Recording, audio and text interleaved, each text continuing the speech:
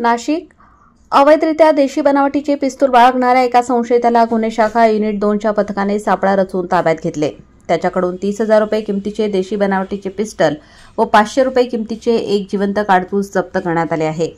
पोलिसांनी दिलेल्या माहितीनुसार गुन्हे शाखा युनिट क्रमांक 2 पोलीस अंमलदार चंद्रकांत गवळी यांना गोपनीय माहिती मिळाली की पवननगर स्टेडियम या ठिकाणी असलेल्या सुलभ शौचालयासमोर एक संशयित इसम देशी बनावटीचे पिस्तूल बाळगून फिरत आहे।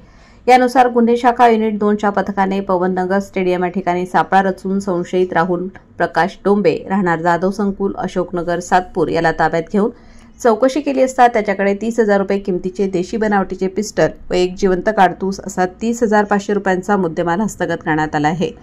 या प्रकरणी संशयित आरोपी विरोधात अंबड पोलीस ठाण्यात गुन्हा दाखल करण्यात आला आहे। सदरची कार्यवाही गुन्हे शाखा युनिट क्रमांक 2चे सहाय्यक पोलीस निरीक्षक हेमंत तोडकर यांच्या मार्गदर्शनाखाली सहाय्यक पोलीस निरीक्षक डॉ. समाधान हिरे, पोलीस उपनिरीक्षक यशवंत बेंडकुळी, मुख्तार खान पठाण, गुलाब सोनार, संजय सानप, चंद्रकांत गवळी, प्रकाश बोडके, प्रकाश महाजन, वाल्मिक चव्हाण आदींनी पार पाडली। वृत्तसंकलन रफिक सय्यद।